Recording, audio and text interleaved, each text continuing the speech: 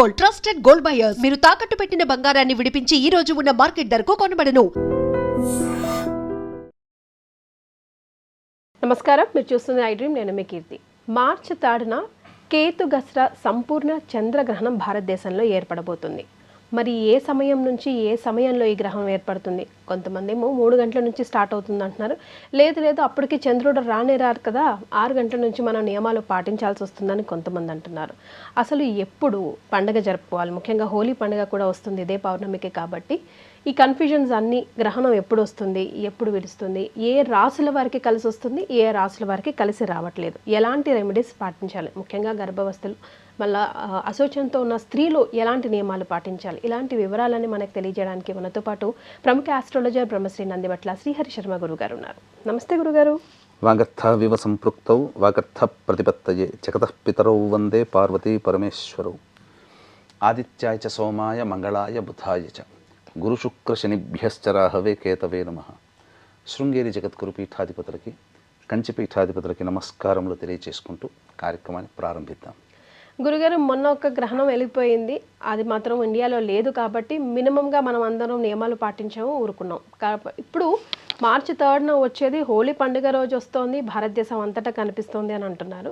అయితే కన్ఫ్యూజన్ చాలా ఉంది గురుగారు. ఎప్పటి నుంచి నియమాలు పాటించాలి, అసలు ఎలాంటి నియమాలు పాటించాలి, ఎప్పటిదాకా పాటించాలి అన్నది ఒక్కొక్క ప్రశ్న వారీగా నేను అడుగుతాను. అన్నిటికీ సమాధానం తెలియజేయాల్సింది కోరుకుంటున్నాం. ముందుగా అసలు ఈ గ్రహణం గురించి చెప్పండి గురుగారు. ఎప్పుడు వస్తుంది, ఏం కథ?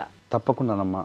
గ్రహణము కేతుగ్రస్త సంపూర్ణ గ్రస్తోదయ చంద్రగ్రహణం అన్ని పార్ట్స్ ఆఫ్ ఇండియాలో కనిపిస్తుంది గురుగారు? భారతదేశం మొత్తంలో కనిపిస్తుంది. గ్రస్తోదయ చంద్రగ్రహణం అని ఎందుకన్నామనంటే, ఈ గ్రహణం ఏర్పడుతుంది మధ్యాహ్నం 3 గంటల 19 నిమిషాల నుంచి 6 గంటల 47 నిమిషాలు సాయంకాలం వరకు ఈ గ్రహణం ఉంటుంది. కానీ చంద్రుడు ఉదయించడం అనేటువంటిది 6 గంటల 19 నిమిషాలకి ప్రారంభమవుతుంది. కాబట్టి మనకు ఈ యొక్క సిద్ధాంతకర్తల్లో దృక్సిద్ధాంతకర్తలు సంబంధించినటువంటిది కనిపించే సమయానికే మనం లెక్క తీసుకోవాలి. కాబట్టి 6 గంటల 19 నుంచి 6 గంటల 47 నిమిషాల మధ్య కాలమే మనం పట్టు విడుపు స్నానము కానీ, గ్రహణ పూజలు కానీ, నివారణ పూజలు కానీ, లేదా ఏదైనా ఆరాధన కానీ చేసుకోవాలని ఒక సంబంధించినటువంటి వారి అభిప్రాయం.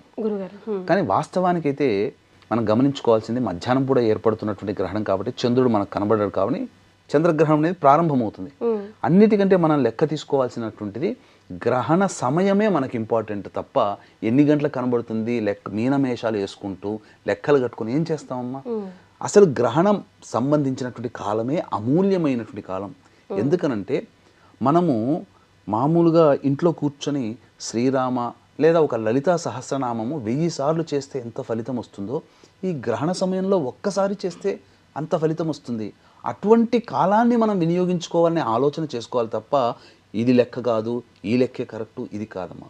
వాస్తవానికి ఎక్కడైనా కానీ అమెరికా లాంటి దేశాలలో ఈ గ్రహణం కనబడదు. మన భారతదేశంలో కనబడుతుంది. స్విట్జర్లాండ్ దేశాల్లో కొద్దిగా కనబడుతుంది, చైనా దేశాల్లో కొద్దిగా కనబడుతుంది. కాబట్టి మన వాళ్ళు ఎవరైనా ఆయా దేశాల్లో ఉన్న వాళ్ళైతే వాళ్ళకి ఇది వర్తిస్తుంది. మన భారతదేశంలో ఉన్న వాళ్ళకి అందరికీ కూడా వర్తిస్తుంది. కానీ లెక్క ప్రకారం మన యొక్క హైదరాబాదు, ఇతర ఆంధ్ర ప్రాంతము, తెలంగాణ ప్రాంతంలో సాయంకాలం కనబడుతుంది చంద్రోదయం తర్వాత. కాబట్టి ఆ విధంగా లెక్క వేసుకుంటున్నారు. కానీ వాస్తవానికి 3 గంటల 19 నిమిషాలకి ప్రారంభమవుతుంది. కాబట్టి లెక్క తీసుకోగలిగితే 3 గంటల 19 నుంచి ఉపాసనా పరులు. ఇది గ్రహణం అనేటువంటిది ఎవరి కోసము? ఉపాసనలు తీసుకోవడానికి, ఆల్రెడీ గురువుగారు ఇచ్చిన మంత్రాలని ఉపదేశం తీసుకున్నది, మళ్ళీ మాలిన్యం దోషం కలగకుండా వాటిని చక్కగా పవిత్రంగా ఉంచుకోవడం కోసం, గొప్పదైనటువంటి దైవిక శక్తుల్ని పొందడం కోసం మనం చేసుకునేటువంటి గ్రహణం. ఇంతే తప్ప ఇంకా కొంతమంది నెగిటివ్ ప్రాపగండా కూడా జరుపుతున్నారమ్మా. అంటే మనం చూసామంటే అనేక ప్రసార మాధ్యమాల్లో మనం థంబ్నెయిల్స్ చూస్తే, ఎందుకంటే ఈ రోజుల్లో థంబ్నెయిల్స్ చూస్తే జడ్జిమెంట్ అట్లా రాస్తారు. ఈ 4 రాష్ట్రాల వారికి మృత్యుగండం, ఈ 4 రాష్ట్రాల వాళ్ళు వీధిన పడతారు, తస్మాత్ జాగ్రత్త. అసలు ఈ 4 రాష్ట్రాల వారికి గొప్ప రాజయోగం, పదవీ యోగం, చక్రవర్తులు అవుతారు, ధనధాన్యాధిపతులు అవుతారు. వాస్తవానికి గ్రహణ ప్రభావం వల్ల ఎటువంటి ఇబ్బందులు ఉండవమ్మా. అంత సీన్ లేదమ్మా. జీవితాలు తారుమారయ్యేది గ్రహణాల వల్ల కాదమ్మా, వ్యక్తిగత జాతకాల వల్ల. గ్రహణ ప్రభావం అనేటువంటిది దేనికోసం అనంటే, మనకు సంబంధించి ఈ యొక్క సృష్టిలో గ్రహణం అనేటువంటిది అంతరిక్షంలో జరిగే ఒక అద్భుతమైనటువంటి దృశ్య కావ్యం.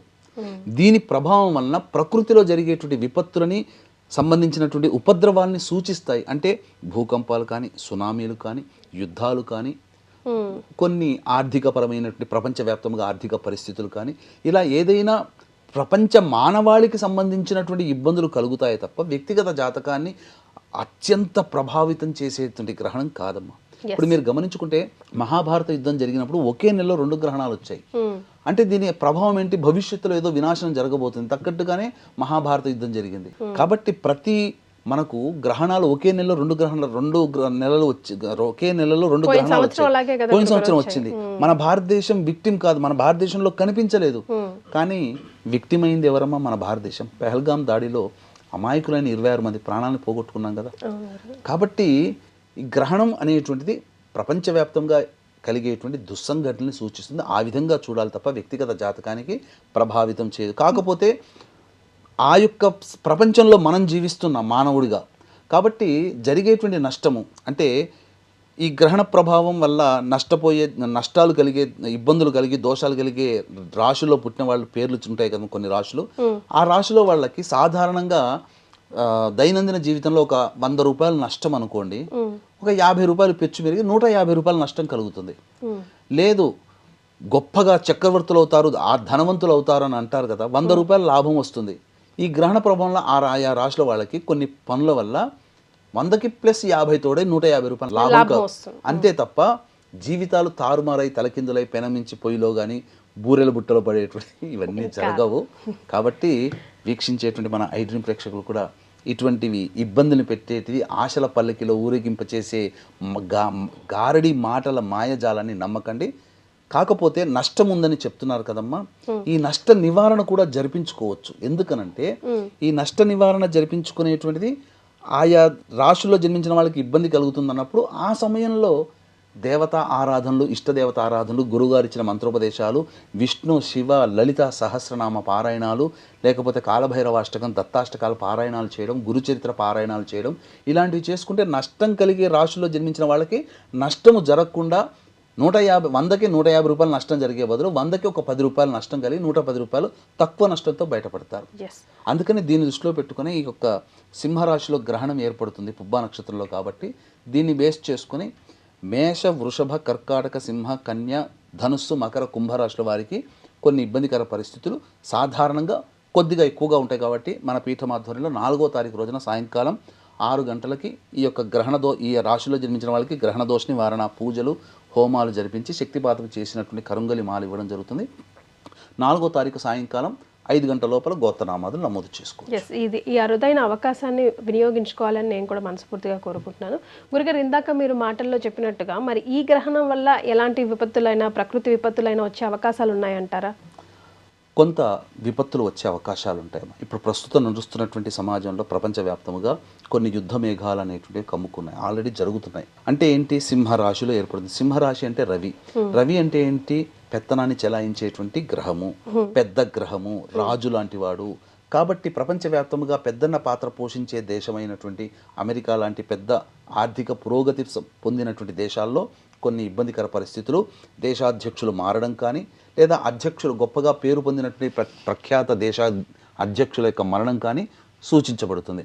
దీనికి తగ్గట్టుగానే మనకు ఒక వార్త నిజమో కాదో తెలియదు, ఒక వార్త మాత్రం హల్చల్ చేస్తుంది. ఇరాన్ అధ్యక్షుడు ఖమైనీ మృతి చెందినట్టు కానీ నిర్ణయించలేదు, ఇంకా అఫీషియల్ లేదు, కానీ ఒక వార్త హల్చల్. అంటే ఇలాంటివి జరగవచ్చు. లేదా భూకంపాలు, ఇంతకుముందు చెప్పుకున్నట్టుగా సునామీలు కానీ, ఏ విధమైన కానీ ఇబ్బందులు. ఆల్రెడీ యుద్ధం నడుస్తున్నటువంటి ఉక్రెయిన్, రష్యా కావచ్చు, పాకిస్తాన్, ఆఫ్ఘనిస్తాన్ కావచ్చు, లేదా ఇరాన్, అమెరికా కావచ్చు, చైనా, తైవాన్ కావచ్చు, ఇలా కొన్ని దేశాల్లో యుద్ధ మేఘాలు కమ్ముకుంటున్నాయి. కాబట్టి ఆ యుద్ధ మేఘాలకి తగ్గట్టుగా యుద్ధానికి దగ్గర దాకా వెళ్ళే పరిస్థితులు రావచ్చు. కానీ సంబంధించినటువంటి గ్రహణ ప్రభావం సింహరాశిలో ఏర్పడుతుంది. అగ్నితత్వ రాశి కాబట్టి కాస్త కొంత ప్రపంచవ్యాప్తంగా విపత్తులు వచ్చే అవకాశం భవిష్యత్తులో ఉంటాయి. గురుగారు, మరి ఇప్పుడు కరెక్ట్గా ఏ సమయంలో గర్భిణీ స్త్రీలు కానివ్వండి, లేకపోతే నెలసరి ఇబ్బందులు వచ్చే ఆడవాళ్ళు కానివ్వండి, ఎలాంటి నియమాలు పాటించాలి? ఏ సమయం నుంచి ఏ సమయం వరకు పాటించాలంటారు? ఇప్పుడు ఆశౌచము అని అంటారు. ఆశౌచము అని అంటే మృతాశౌచము, జాతాశౌచము స్త్రీలకి వచ్చేటువంటి ఇబ్బందికర పరిస్థితులు, అంటే ఋతుక్రమం వల్ల వచ్చేటువంటిది. అంటే కుటుంబంలో ఎవరైనా పిల్లలు జన్మించినా జన్మతః దోషం ఉంటుంది ఒక 11 రోజుల వరకు. ఎవరైనా మరణించిన దోషం. ఈ సమయంలో గ్రహణం వచ్చిన వాళ్ళు పూజలు చేసుకోవచ్చా లేదా అని చాలా మందికి చేసుకోకూడదు, అస్సలు పనికిరాదు. నాకు దైవనామస్మరణ చేసుకోవచ్చు, కానీ ఈ యొక్క పెద్ద పూజలు లేదంటే దోష నివారణ కోసం పూజలు చేసుకోకూడదు. మీ ఆధ్వర్యం అంటే వేరే వాళ్ళ ఆధ్వర్యం, మీలాంటి గురువు ఆధ్వర్యంలో అయినా సరే పాల్గొనకూడదు, చేసుకోకూడదమ్మా. తర్వాత ఈ సంబంధించినటువంటి ఈ ఆడవాళ్ళకి ఇబ్బంది వస్తుంది కదా, వాళ్ళు కూడా దేవత ఇండ్లు కానీ తుడవడం కానీ ఇంట్లో తిరగడం కానీ చేయకూడదమ్మా. దేవతా పూజలు చేసుకోకూడదు. గర్భిణీ స్త్రీల విషయానికి వచ్చేసరికి ఎంత టైం వరకు గురుగారు? అంటే ఇప్పుడు గ్రహణం వీడిన తర్వాత ఇప్పుడు ఇల్లు అది దేవుడి గది అది క్లీన్ చేసుకోవాలి కదా, దేవుడి గదికి ఆడవాళ్ళు ఎలాగో అప్పుడు చేసుకోవాలి, ఇల్లు కూడా తుడుచుకోకూడదమ్మా. ఆడవాళ్ళకి ప్రవేశం లేదు. ఎందుకంటే ఆ 3 రోజుల పాటు సంతోషంగా ఒక చోట రెస్ట్ తీసుకోండమ్మా అని చెప్పడం, దాని బదులు వాళ్ళ బదులు ఇంట్లో ఉన్నటువంటి పెద్దలు ఇల్లుని శుభ్రం చేసుకోవచ్చు. అయితే గర్భిణీ స్త్రీలు ప్రధానంగా ఇక్కడ ప్రధాన పాత్ర. అంటే చాలామందికి ఉన్నటువంటి ఒక అపోహ ఏంటంటే గ్రహణం వచ్చేసరికి గర్భిణీ స్త్రీలు ఇలా కొయ్యలాగా ఇలా కూర్చోవాలి, ఇంకా ఏ పని చేయకూడదు, గాలి కూడా పీల్చుకోకూడదు అన్నంత కఠినమైనటువంటి నిర్ణయాన్ని చెబుతున్నారు. వాస్తవానికి అటువంటిది లేదమ్మా. ప్రశాంతంగా గర్భిణీ స్త్రీలు ఆనందంగా దైవనామస్మరణ చేసుకుంటే దైవానుగ్రహం వల్ల శుభ గ్రహాల యొక్క స్థితిగతులు ఉన్నప్పుడు సంతానం మంచిగా శుభ లక్షణాలతో సంతానం పొందుతారు. కాకపోతే గర్భిణీ స్త్రీలు అనేటువంటివి ఎందుకు ఈ గ్రహణానికి గర్భిణీ స్త్రీలకి ఎక్కువగా లింక్ వస్తుంది అంటే గ్రహణం మరి వ్యాధితో పుడతారనే ఒక భయం కాదు, వాస్తవానికి జరుగుతున్నాయమ్మా. ఎందుకనంటే గ్రహణం ఏర్పడుతున్నప్పుడు మన గ్రహణాన్ని ఏదైనా కానీ మనకు మామూలు రోజుల్లో అంతరిక్షం నుంచి విషవాయువులు మన భూమి మీద రాకుండా అనేక సంబంధించినటువంటి అడ్డుగోడలు ఉంటాయి. ఈ గ్రహణ సందర్భంలో భూమే ప్రధాన పాత్ర పోషిస్తుంది. కాబట్టి భూమి మీదకి డైరెక్ట్గా అంతరిక్షంలో ఉన్నటువంటి విషవాయువులు మన భూమి మీదకి వస్తాయి. కాబట్టి ఈ గ్రహణ సమయంలో ఎక్కడ బయట తిరగకుండా ఎవరు కూడా చర్మరోగ సంబంధమైనటువంటి వ్యాధులు వస్తాయి. అలాగే భోజన పదార్థాలు తీసుకోకుండా, అలాగే గర్భిణీ స్త్రీలు అనేటువంటి వాళ్ళు బయట ఆ గాలిని పీల్చకండమ్మా, మీ గర్భానికి సంబంధించిన విపత్తు జరుగుతుందని ఇల్లంతా కూడా చక్కగా మూసివేసి కిటికీలు తలుపులన్నీ మూసివేసి హాయిగా ఇంట్లో దైవనామస్మరణ చేసుకుంటూ ఉండమని చెప్పారు. అది 3 గంటల 19 నిమిషాలకు ప్రారంభమవుతుంది, 6 గంటల 45 నిమిషాల వరకు. కాబట్టి చక్కగా ఇంట్లోనే అటు ఇటు తిరగొచ్చమ్మా, ఇలా బిగబట్టుకొని కూర్చోమని ఎక్కడా చెప్పబడలేదు. కాబట్టి అటువంటివి నమ్మకండి, చక్కగా ఆనందంగా గర్భిణీ స్త్రీలు ఉండొచ్చు. కాకపోతే బయట తిరగకండి, బయట గాలి ఈ సమయంలో పీల్చకూడదమ్మా. మరి గురుగారు ఎప్పుడు పట్టు విడుపులు అవుతాయి, తర్వాత ఎలాంటి నియమాలు ఎలాంటి దాన ధర్మాలు చేయాలి, ముఖ్యంగా దేవుడు గది కానీ చిత్రపటాలు కానీ ఏ సమయంలో మనం క్లీన్ చేసుకోవచ్చు? సాయంకాలం సమయంలో మనం చిత్రపటాలు అంతగా తుడుచుకోవడానికి ఇష్టపడం కదా గురువుగారు, లైట్స్ వేసిన తర్వాత. కానీ ఇప్పుడు పరిస్థితి అలాగే వస్తుంది. సో మరి ఏం చేయమంటారు? 3 గంటల 19 నిమిషాలకి సంబంధించి గ్రహణం ప్రారంభమవుతుందమ్మా. శిష్టాచార సంపన్నులు, ఆచారాన్ని పాటించేవాళ్ళు, దైవ అనుగ్రహాన్ని కోరుకోవాలనుకునే వాళ్ళు, జీవితంలో చేసే ప్రతి పనిలో విజయాన్ని పొందాలనుకొని మంచి జరగాలనుకునే వాళ్ళు ఎవరైనా కానీ గ్రహణం ప్రారంభమవుతుంది. గ్రహణం 3 గంటల 19 నిమిషాలకు ప్రారంభమవుతుంది, సాయంకాలం 6 గంటల 47 నిమిషాలకి విమోచనం అయిపోతుంది, గ్రహణం పూర్తవుతుంది. కాబట్టి పట్టు స్నానం 3 గంటల 19 నిమిషాల నుంచి ప్రారంభం చేసుకొని చక్కగా ఇంట్లోనే చక్కగా ఒక చక్కటి ఆసనాన్ని పెట్టుకొని ఇష్టదేవత ఆరాధన, గురువుగారు ఇచ్చిన మంత్రోపదేశము, లలిత విష్ణు శివ సహస్రనామ పారాయణాలు చేసుకోవడం చాలా మంచిది. అయితే ఇంటికి సంబంధించినటువంటిది మనకు కనిపించే గ్రహణం అనేటువంటిది పట్టు విడుపు స్నానానికి ఆచార నియమాలు లెక్కలో తీసుకోవాలి. కానీ మనకు భారతదేశం వ్యాప్తముగా 3 గంటల 19 నిమిషాలకే ఈ యొక్క గ్రహణం ప్రారంభమవుతుంది. కాబట్టి 3 గంటల 19 నిమిషాల నుంచే ఇంట్లో అన్నీ కూడాను పూజా మందిరంలో చక్కగా తెల్లటి వస్త్రములు దేవతా విగ్రహాలు కానీ చిత్రపటాలు కానీ మనం శుభ్రమైన వస్త్రాన్ని కప్పి ఉంచాలి. ఆ దేవతా విగ్రహాల దగ్గర దర్భపోచలు ఉంచాలి. అలాగే మనం తాగే నీటిలో దర్భపోచలు ఉంచాలి. కూరగాయలు, మాగాయలు ఉంటాయి కదమ్మా, వాటిల్లో దర్భపోచలు, భోజన పదార్థాల దర్భపోచలు, అట్లాగే పూజా మందిరంలో కూడా కొన్ని దర్భపోచలు విగ్రహాల దగ్గర. అన్నిటికంటే మించి ప్రధానంగా మన నట్టింటిలో చతురస్రాకారంగా కానీ షట్కోణం కానీ ముగ్గు వేసి ఆ యొక్క మధ్యలో కొన్ని దర్భ కుచ్చలు గనక పెట్టి ఉన్నట్లయితే ఎక్కడి నుంచి విషవాయువులు వచ్చినా కానీ ఆ యొక్క దర్భలు గ్రహించి ఆ విషవాయువుని విరగుడుగా పనిచేస్తాయి. ఇది అమెరికా వాళ్ళ సైంటిస్టులు చెబితే మనం అప్పుడు పాటిస్తున్నాం. మనం చేసే ప్రతి పూజలో కూడా దర్భ లేనిదే మన పూజ జరగదమ్మా. దేవతా పూజ కానీ పితృదేవతా పూజ కానీ అసలు దర్భ పవిత్రాన్ని పెట్టుకొని కానీ తమిళియన్స్ పూజాది కార్యక్రమాలు చేయరు. ఎందుకు అనంటే దర్భకు ఉన్నటువంటి పవిత్రత అనేటువంటిది దర్భ ద్వారానే వస్తుంది. గురుగారు గడ్డికి దర్భకి డిఫరెన్స్ ఎలా తెలుసుకోవాలి గురుగారు? గడ్డికి దర్భకి ఇది కూడా ఒక గడ్డి జాతిలో ఉన్నటువంటిది. మనకు పూజా స్టోర్లలో కానీ పచారీ షాపులో కానీ దర్భ కట్ట కావాలంటే ఇస్తారమ్మా. ఒక 10-20 రూపాయలు పెడితే ఒక 4-5 వస్తాయి, ఒక 10-15 దాకా వస్తాయి. చక్కగా దాన్ని ఎప్పుడు కూడా వాడుకోవచ్చు అమ్మా, తప్పులేదు. ఇది సంబంధించినటువంటి కానీ గరికని తీసుకొని దర్భగా పెట్టుకో. గరికని గణపతికి పూజకి ఈశ్వరుని అభిషేకానికి వాడతారు తప్ప ఆయనకి దర్భ వేయకూడదు, ఇప్పుడు గరిక వేయకూడదు. అంతేనమ్మా. రైట్ గురుగారు, మరి ఏ రాసుల వారికి ఏ గ్రహణం కలిసి వస్తుంది, కలిసి రావట్లేదు? ఎందుకంటే సింహరాశిలో వస్తుంది కాబట్టి వీళ్ళకి అస్సలు బాగాలేదు, రకరకాల భయభ్రాంతులకు గురి చేస్తూ ఉన్నారు. చాలామంది కమెంట్ బాక్స్లో చెప్పండి, మాకేంటి ప్రాబ్లం, మాకేం జరగబోతుందని కొంతమంది టెన్షన్ కూడా పడుతున్నారు. సో ఏ రాసుల వారికి గ్రహణం ఎఫెక్ట్ ఉంటుంది, ఉండదు, అసలు ఆ ఎఫెక్ట్ ఉంటుందా? మనం గమనించుకుంటేనమ్మా, చాలామంది ఇప్పుడు ప్రాపగండా తయారైంది. ఏంటంటే గ్రహణం వచ్చిందనంటే కొన్ని రాశుల వారికి మంచి, కొన్ని రాశుల వారికి చెడు సాధారణంగా జీవితంలో జరిగేటువంటిది. చూస్తే ఏమవుతుంది గురుగారు, కొన్ని రాశుల వారు గ్రహణం చూడకూడదు అని కూడా అంటున్నారు. ముఖ్యంగా సింహరాశి ఉంది అందులో. ఈ గ్రహణం అనేటువంటిది దోషయుక్తంతో ఉన్నట్టు కొన్ని రాశిలో జన్మించడం, ఎందుకంటే సింహరాశిలో ఏర్పడుతుంది, పుబ్బా నక్షత్రంలో వస్తుంది. కాబట్టి పుబ్బా నక్షత్రము అనుజన్మతారులైనటువంటి పూర్వాషాఢ భరణి నక్షత్ర జాతకులు, సింహరాశిలో ఉన్నటువంటి అనగా మఖ పుబ్బ ఉత్తర నక్షత్ర జాతకులు ఈ సంబంధించినటువంటి గ్రహణాన్ని చూడకూడదు. చూస్తే ఏమవుతుందనంటే గ్రహణ దోషం అనేటువంటిది ఎక్కువగా ఉంటుంది, అంతే తప్ప ఇంపాక్ట్ ఎక్కువగా ఉంటుంది. ఇప్పుడు మనకు సంబంధించి ఒక వ్యక్తికి ఒక చిన్న ఎగ్జాంపుల్గా మనం తీసుకుందామమ్మా. భయభ్రాంతులకు గురయ్యేటువంటి ఆపరేషన్ చూశాడు అనుకో, భయస్థుడు ఆపరేషన్ చూస్తే ఇంకా భయం పట్టుకుంటాడు.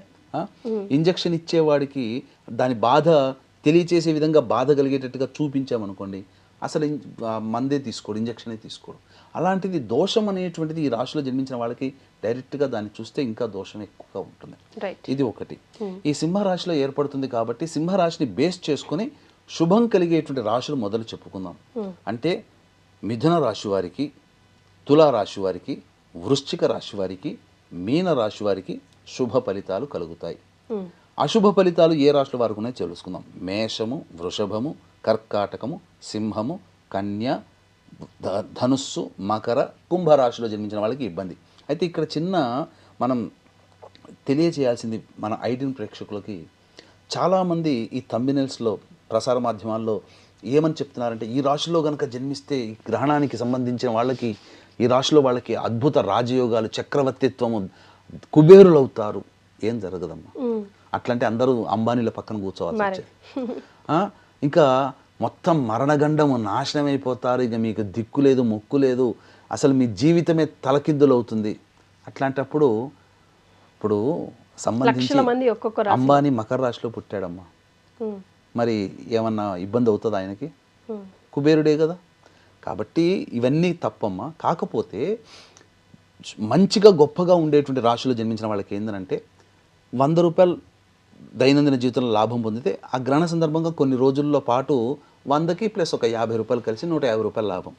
నష్టం కలుగుతుంది అన్నటువంటి రాశుల వాళ్ళకి ఏంటంటే ఈ సంబంధించినటువంటి 150 రూపాయలు నష్టపోతారు, 100 రూపాయలు నష్టమయ్యే, పెద్దగా ఏమవుతుందమ్మా. రైట్ గురుగారు, మరి ఏ రాశుల వారు ఎలాంటి దాన ధర్మాలు చేయాలి గ్రహణానంతరం? ముఖ్యంగా అసలు ఎవరు చేసినా గ్రహణం తర్వాత దానం చాలా మంచిది అంటారు కదా గురుగారు, ఏమేమి దానం చేయాలి? ఇప్పుడు ఎందుకు ఈ రాశుల వారికి ఇంపాక్ట్ కలుగుతుందో తెలియజేస్తాను. ఎందుకంటే ఈ గ్రహణంతో పాటుగా శని, ఏలినాడు శని ప్రభావం కూడా, శని దోషం కూడా కొన్ని రాశులు కలుస్తున్నాయి.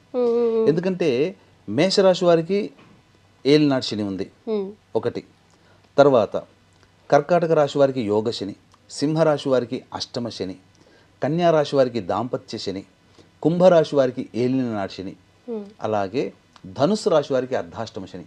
ఇప్పుడు ఈ గ్రహణ ప్రభావం వల్ల ఏ రాశుల వారికి ఉంది అని అంటే ఆల్మోస్ట్ ఒక వృషభ రాశికి తప్ప మిగతా రాశులు దోషమున్న రాశులు ఏవైతే చెప్పబడి ఉన్నాయో వృషభ రాశికి, మకర రాశికి తప్ప తక్కినటువంటి రాశులకన్నిటికీ గ్రహణ దోష ప్రభావం ఉంటుంది, ప్లస్ ఏలినాడు శని దోష ప్రభావం కూడా ఉంటుంది. కాబట్టే కాస్త దైవ అనుగ్రహాన్ని పొందే ప్రయత్నం. కాబట్టి ఈ గ్రహణం ఏర్పడుతున్నటువంటి సమయంలో ఇప్పుడు ఏవైతే బాగోలేవని చెప్పి రాశులు ఉన్నాయో వాళ్ళందరూ కూడా చక్కగా ఇంట్లోనైనా కానీ ఇష్టదేవత ఆరాధన అస్సలు మిస్ చేసుకోకండి. చక్కగా ఇంట్లో కూర్చొని జపము, అలాగే పారాయణాలు ఎంత వీలైతే అంత ఆ 3 గంటల 20 నిమిషాల చిల్లర కాలంలో ఎంత వీలైతే అంత చేసుకుంటే ఏదైతే నష్టం ఉందని చెప్పామో ఈ నష్టంతో పాటుగా బోనస్గా శని దోషం కూడా తొలగిపోతుంది. కాలభైరవ అష్టకం చదువుకోవచ్చు, శివ విష్ణు లలితా సహస్రనామ పారాయణం చేసుకోవచ్చు ఈ రాశిలో. లేదు ఏ రాశులు అంటే వృషభము, మేషము, వృషభము, కర్కాటకం, సింహము, కన్య, ధనుస్సు, మకర, కుంభరాశులు వీళ్ళందరూ ఈ విధంగా పాటించుకుంటే మంచిది. దీంతో పాటుగా లేదు అవకాశం ఉంది ఇంకా మనం దోష నివారణ జరుపుకోవాలంటే 4వ తారీఖు రోజున గ్రహణ దోష నివారణ పూజలు మన పీఠం ఆధ్వర్యంలో జరపబడుతున్నాయి. సాయంకాలం 6 గంటల లోపల జరుగుతుంది కాబట్టి 4వ తారీఖు సాయంత్రం 5 గంటల లోపల నమోదు చేసుకోవచ్చు. ఇక ఈ ఏ రాశులకైతే బాగోలేదు అని చెప్పి ఉన్నామో ఆయా రాశుల వాళ్ళు సాయంకాలం వెళ్ళారనుకోండి, ఎందుకంటే మొత్తం దేవాలయాలన్నీ మూసివేస్తారు, వాళ్ళందరూ దేవాలయాన్ని శుభ్రం చేసుకుంటుంటారు బ్రాహ్మణులు. ఆ సమయంలో దానం తీసుకుంటామంటే సాయంత్రం కూడా దానం పనికిరాదు. కాబట్టి తెల్లవారి 4వ తారీఖు రోజున వెండి చంద్రబింబము, వెండి సర్పబింబము, ఒక కంచు పాత్ర కానీ లేదా మట్టి పాత్రనైనా కానీ పెద్దది తీసుకుని దాంట్లో వేసి ఆ 2 ప్రమిదలు వెండి చంద్రబింబము నాగబింబము వేసి నిండా శుద్ధమైన ఆవునేతి వేసి మీ యొక్క ముఖాన్ని ఏ దోషమైతే ఉన్నదని రాశులు చెప్పాలో ఆ రాశుల వాళ్ళ ముఖాన్ని ఆ నేతి పాత్రలో చూసి బ్రాహ్మణికి దానం చేయవచ్చు. ఈ రోజులో కొంతమంది తీసుకోకపోవచ్చు. ఆ సందర్భంగా దేవాలయంలో దీపారాధన చేసే చోట కానీ లేదా దేవాలయంలో మారేడు చెట్టు, రావి చెట్టు ఏదో ఒక వృక్షం, దేవతా వృక్షం ఉంటుంది కదా, ఆ దేవతా వృక్షం మొదట్లో చక్కగా ముఖంలో చూసుకొని దీపారాధన చేసి తర్వాత దానాది కార్యక్రమాలు చేయాలి. ఏం దానాది కార్యక్రమాలు చేయాలి అని అంటే ప్రధానంగా గ్రస్తోదయ సంపూర్ణ చంద్రగ్రహణం కాబట్టి బియ్యము, ఉలవలు, మినుములు, గోధుమలు ఎవరి శక్తి కొలది బ్రాహ్మణుడికి 1/4 కిలో కానీ 1/2 కిలో కానీ కిలో కానీ కిలో ఎవరి శక్తి కొలది వాళ్ళు ఇవి. తర్వాత తెల్లటి వస్త్రము, ఎరుపు వస్త్రము మరియు ఏదైనా అన్ని రంగులు కలిసినటువంటి వస్త్రమైనా పర్వాలేదు ఇచ్చి బ్రాహ్మణికి దక్షిణతో సహా ఇచ్చి ఆ దాన సందర్భంగా ఇచ్చేస్తే మంచిది. ఇదే సందర్భంగా ఎక్కువ మంది శని దోష ప్రభావంతో గుడి ఉన్నారు కాబట్టి ఈ యొక్క సంబంధించినటువంటి నల్ల నువ్వులు కూడా దానం చేస్తే మరీ విశేషంగా ఫలితం కలుగుతుంది. వచ్చేసి దానం ఇచ్చేసిన తర్వాత వెనక్కి తిరిగి చూడ ఇంటికి వచ్చి కాళ్ళు చేతులు కడుక్కొని వీలైతే ఇంటికి వచ్చిన తర్వాత శిరస్నానం చేసి చక్కగా దైనందిన జీవిత కార్యక్రమాల్లో పాల్గొనవచ్చు. ఎస్ గురుగారు, అంతా బాగానే ఉంది కానీ మేమంతా ఆఫీస్లో ఉంటాం, మా కెమెరామెన్లు, మా ఎడిటర్లు, మా ఐసీఓలు అందరూ ఆఫీసుకి చుట్టే తిరగాలి, 7 గంటల వరకు బహుశా ఇక్కడే ఉంటాం. మా పరిస్థితి ఏమిటి? పట్టుబిడుపు స్నానాలు మేము చేయలేము. మాతో పాటు ప్రయాణం చేస్తున్న వాళ్ళు కానివ్వండి, పెద్దవాళ్ళు కానివ్వండి, కొంచెం ఇబ్బందులు పడుతున్న వాళ్ళు కానివ్వండి, వ్యాధులతో ఇబ్బంది పడుతున్న వాళ్ళు, వీళ్ళందరూ స్నానాలు చేయలేని వాళ్ళ పరిస్థితి ఏంటి? షార్ట్ కట్ ఏమైనా మా లాంటి వాళ్ళ కోసం ఉందా? తప్పకుండా. అంటే మనకు ధర్మాన్ని పాటించాలి, శాస్త్రాన్ని అనుసరించాలనే కోరిక ఉంటే చాలమ్మా, భగవంతుడు అన్నీ మనకు నెరవేరుస్తాడు. కాకపోతే దీంట్లో అపాయంలో ఉపాయం అని అంటారు. ఇప్పుడు మీరు అన్నారు అందరూ కూడా దాదాపుగా అందరూ ఇంట్లో ఉండరుగా ఆ సమయానికి, హాలిడే కాదు ఆ రోజు. పైగా గమనించుకుంటే అందరూ వ్యాపారస్తులు ఉంటారు, మీరు అన్నట్టుగా రోడ్డు మీద ఉండే వాళ్ళు ఉంటారు, పని మీద బయటికి వెళ్ళే వాళ్ళు ఉంటారు, ఆ సమయంలో ఉద్యోగాలు చేసుకునే వాళ్ళు ఉంటారు. వీళ్ళందరికీ ఒక ఏంటంటే చెప్పబడినటువంటిది మనస్ఫూర్తిగా నేను పాటించాలనేటువంటి ఒక ఆలోచన, నమ్మకము. వీటితో పాటుగా ఈ యొక్క 3 గంటల 19 నిమిషాలకి ప్రారంభమవుతుంది కదమ్మా గ్రహణం పట్టు అని, పట్టు స్నానం ఆచరించాలనే భావనతోనే ఉండి శుద్ధమైన జలాన్ని నీటిలో తీసుకొని చల్లుకొని గాయత్రి మంత్రాన్ని 3 సార్లు చల్లుకొని పుండరీకాక్ష పుండరీకాక్ష పుండరీకాక్ష అని 3 సార్లు మొత్తం మన శిరస్సున చల్లుకుంటే స్నానం ఆచరించిన ఫలితం. మళ్ళీ విడుపు సమయంలో కూడా మళ్ళీ నీళ్లు తీసుకొని శుద్ధమైన జలాన్ని తీసుకొని ఎక్కడ ఉన్న హాస్పిటల్లో ఉన్న, బస్ స్టాండ్లో ఉన్న, రైల్వే స్టేషన్లో ఉన్న, ఎయిర్పోర్ట్లో ఉన్న, బిజినెస్ సెంటర్ దగ్గర ఉన్న, రోడ్డు మీద ఉన్న, ఆఫీస్లో ఉన్న నీరైతే దొరుకుతుంది కదా, మంచి ఒక చిన్న 2 వాటర్ బాటిల్, ఒక వాటర్ బాటిల్ 5 రూపాయలు పెడితే ఒక వాటర్ బాటిల్ వస్తుంది చిన్నది, చాలు. కొద్దిగా జలుపుకొని ఉండి ఆ 3 గంటల 19 నిమిషాలకి నేను చక్కగా స్నానం ఆచరిస్తున్నట్టుగానే భావన చేసుకుంటూ చేసుకోవాలి, చల్లుకోవాలి. తర్వాత ఆ 3 గంటల 19 నుంచి 6 గంటల 40 నిమిషాలు ఎప్పుడు ఎక్కడ ఎప్పుడైనా సమయం దొరికింది అని అంటే ఇష్టదేవత నామస్మరణం, అమ్మవారిదో అయ్యవారిదో ఎవరిదో ఒకరిది, వాళ్ళు ఎవరి దేవుడిని పూజిస్తే ఒక మంత్రం చెప్పండి గురువుగారు. పట్టు విడుపు అయ్యే వరకు ఇలా ఈశ్వరుని ఇష్టపడేవాళ్ళు శివాయ నమః, నారాయణుని ఇష్టపడేవాళ్ళు నారాయణాయ నమః, అమ్మవారిని ఇష్టపడేవాళ్ళు శ్రీమాత్రే నమః చాలు. ఇదే చాలమ్మ, ఇదే మంత్రం. మళ్ళీ 6:47 గుర్తుపెట్టుకొని మళ్ళీ విడుపు స్నానం చేస్తున్నట్టుగా భావన చేసుకొని మళ్ళీ పుండరీకాక్ష గాయత్రి మంత్రంతో 3 సార్లు ఇలా చేసుకుంటే చాలమ్మా. గురుగారు చెప్పేది ఏంటంటే when there is a will there is a way, just search for it and go for it. అంతే కదా గురుగారు? అంతేనమ్మా. గురుగారు, గ్రహణం తర్వాత ఇల్లు తుడుచుకునే విధి విధానం పర్టికులర్గా ఏమైనా ఉందా? ఏ విధంగా తుడుచుకుంటే బాగుంటుందంటారు? పట్టు విడుపు స్నానం అనేటువంటిది చేయాలని చెప్పాం కదమ్మా. ఈ పట్టు విడుపు స్నానంలో కొంతమంది లెక్కల ప్రకారం 6:20 నుంచి 6:47 వరకు, 6:20 సాయంకాలం పట్టు స్నానము, 47 నిమిషాలు విడుపు స్నానం. లేదు మేము పూజ చేసుకుంటాం, దైవతానుగ్రహం, ఆ గ్రహణ సంపూర్ణ సమయాన్ని మేము వినియోగించుకుంటామంటే పట్టు స్నానంగా 3:19 ప్రారంభం చేసి విడుపు అయిపోగానే విడుపు స్నానం చేసి ఈ మధ్యకాలంలో ఇష్టదేవత ఆరాధన చేసుకుంటూ తదనంతరం ఇల్లంతా కూడా శుభ్రపరచుకోవాలి. చక్కగా ఇల్లంతా శుభ్రపరచుకునే విధానంలో మొట్టమొదలు ఇల్లంతా కూడాను చీపురుతో. చిలిపి ప్రశ్న అయినప్పటికీ కూడా ఇది ప్రశ్న గురుగారు. ముందు ఇల్లు శుభ్రం చేసుకోవాలా, దేవుడి గదిని శుభ్రం చేయాలా గ్రహణ అనంతరం? ముఖ్యంగా గ్రహణ అనంతరం మొదలు విడుపు స్నానం అనేటువంటిది చేస్తాం కదా. మనిషి చేసిన తర్వాత ఇల్లంతా కూడాను శుభ్రపరచుకోవాలి ఫస్ట్. తదనంతరం దేవతా చిత్రపటాలు ఇవన్నీ శుభ్రపరచుకోవాలి. ఈ శుభ్రపరచుకునే భాగంగా ఇల్లు శుభ్రపరచుకునేటప్పుడు చక్కగా ఒక బకెట్ నీళ్ళల్లో గళ్ళ ఉప్పు, పసుపు, గంగాజలము ఒక 4-5 చుక్కలు, అలాగే జాజికాయ, జాపత్రి, లవంగము, ఇలాచి పొడి, సుగంధ ద్రవ్యాలు, వట్టివేళ్ళు ఇవన్నీ వేసిన తర్వాత ఒక సుగంధ భరితం కుంకుమ పువ్వు ఇవన్నీ వేసిన తర్వాత చక్కగా ఇల్లంతా తుడిచిన తర్వాత మళ్ళీ ఒక బట్టతో ఇల్లంతా పెట్టుకొని ఉంటే ఆ నెగిటివ్ దోషమంతా పోతుంది. చక్కగా పూజా మందిరాన్ని కూడా శుభ్రపరచుకొని పూజంతా చక్కగా మళ్ళీ పూజ చేసుకొని దీపారాధన చేసి పూజ చేసుకొని అప్పుడు ఇంట్లో ధూపం వేస్తే, నేను చెప్తున్నానమ్మా, భోపాల్ గ్యాస్ దుర్ఘటనలో దాదాపు 1962నో 65లోనో జరిగింది.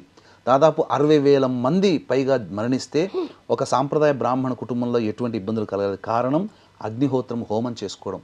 అంటే ఆ భోపాల్ గ్యాస్ దుర్ఘటనలో విడుదలైన మీథేన్ వాయువుని ఇతను హోమం చేసుకోవడం ద్వారా వచ్చినటువంటి వాయువే వెలగొట్టగలిగింది. కాబట్టి గ్రహణ సందర్భంగా ఇంట్లోకి మనం ఎంత ప్రయత్నం చేసినా ఏదో ఒక రకంగా విషవాయువులు ప్రవేశిస్తాయి. కాబట్టి ధూపం గనక మైషాచి, గుగ్గిలం, సాంబ్రాణి ఈ మూడిటితో గనక ధూపం వేస్తే ఇంట్లో ఉన్నటువంటి నకారాత్మక శక్తి, నెగిటివ్ ఎనర్జీ, అదే విషవాయువులు ఇవన్నీ కూడాను తొలగిపోతాయమ్మా. సో ఖచ్చితంగా ధూపం పాజిటివ్ ఎనర్జీతో మళ్ళీ ఇల్లు కళకళలాడుతుంది. రైట్ గురుగారు, to some of the whole topic, ఇప్పుడు గ్రహణానికి సంబంధించి ప్రేక్షకులకి క్లుప్తంగా ఇంపార్టెంట్ పాయింట్స్గా ఒక మాటగా చెప్పాలంటే ఏం చెప్తారు? గ్రహణ సమయం గ్రహణం అనగానే ఈ రాష్ట్ర వాళ్ళు ఆ రాష్ట్ర వాళ్ళకి ఇబ్బంది అని చెప్పి చేస్తున్నారమ్మా. అది ఏమాత్రం కూడా నమ్మకండి. మీ దైనందిన జీవితంలో మంచే జరుగుతుంది. మంచి జరగడం కోసం, చెడు జరుగుతుంది అనుకోండి, మంచి జరగడం కోసం ఇష్టదేవత ఆరాధన చేయండి. ఈ గ్రహణ సమయం సంవత్సరంలో ఒకసారి వస్తుంది. మళ్ళీ 2026లో ఈ పరాభవ నామ సంవత్సరంలో గ్రహణాలు లేవు. కాబట్టి ఉన్న అరుదైనటువంటి అవకాశాన్ని అందరూ సద్వినియోగపరచుకోండి. చక్కగా నా దగ్గరే చేసుకోవాలని ఏమీ లేదు. మీకు చుట్టుపక్కల ఎక్కడ బ్రాహ్మణులు ఉన్నా అక్కడ వాళ్ళు చేసే దాంట్లో కార్యక్రమంలో పాల్గొండి. ఎందుకంటే కొన్ని మంత్ర పరిహారాలు బ్రాహ్మణుడి ద్వారానే చేసుకోవాలి, స్వయంగా చేసుకోలేరు. స్వయంగా చేసుకోగలిగేటువంటి పారాయణాలు. కాబట్టి చక్కగా ఇవన్నీ ఇట్లాంటి అవకాశాలని అందరూ సద్వినియోగపరచుకోవచ్చమ్మా. ఎస్. సో గురుగారి పర్సనల్ అపాయింట్మెంట్ కానివ్వండి, గురుగారు చేసే పూజా కార్యక్రమంలో మీరు స్వయంగా పాల్గొనాలంటే కింద స్క్రోల్ అవుతున్న నంబర్కి కాల్ చేస్తే వివరాలు తెలిసిపోతాయి. చాలా సంతోషం గురుగారు, ధన్యవాదాలు. సర్వం Shri Umamaheshwara పరబ్రహ్మార్పణమస్తు. And for more videos, Please subscribe to iDream. Please subscribe to iDream. Please subscribe iDream. And please subscribe to iDream. For more videos, subscribe to iDream. please like, share and subscribe to the channel. Congratulations, iDream. Subscribe to iDream. Subscribe to iDream. So subscribe to iDream Media.